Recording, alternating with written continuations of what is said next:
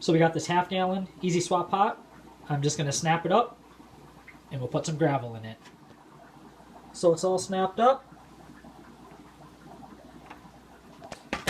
Now we can put some gravel in there.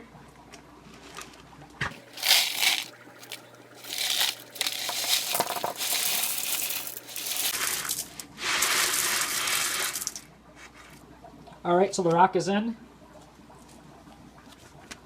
Next I'm going to put a layer of newspaper. And that is just to keep the soil separate from the rocks that I just put in there.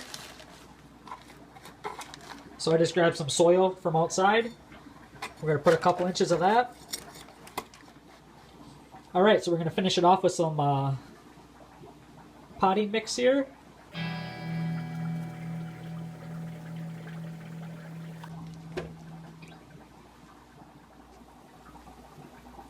It's kind of hard to see on the camera, but this right here is open on the substrate there. So I'm going to put the cinder block in there. Turn the air off so you can see a little better. I still need to put a spacer in there. Alright, we got the water level where we want it. We got about 3/8 of an inch to a ½ inch of the pot submerged in the water, which is good.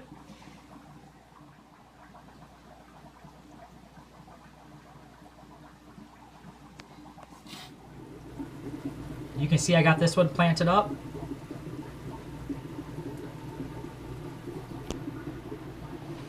So we got another one right here.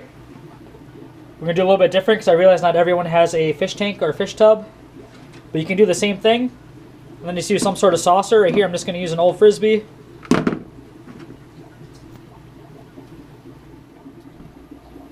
Once our pot is ready, we are going to be putting a satin pothos in there. I originally had this pothos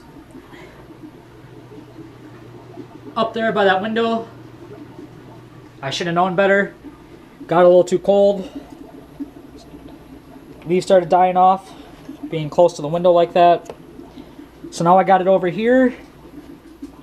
And we already have a new leaf coming out right here, so we should be okay.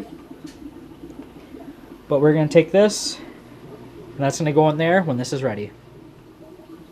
Alright, so we're all ready here.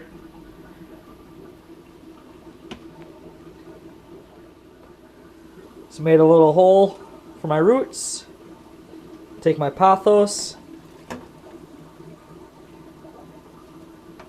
Like I said, don't mind the duckweed.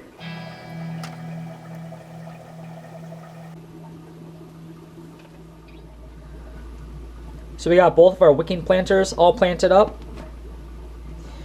This one here that we got in my fish tank, I'll never have to fertilize or anything like that because eventually, like I said, long term, roots will come out the side and find their way into the water, and that's where they're going to grab all their nutrients from.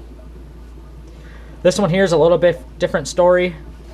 I will have to fertilize in due time once this runs out of nutrients. This potting soil runs out of nutrients. But that won't be for a while. Pothos are pretty hardy plants.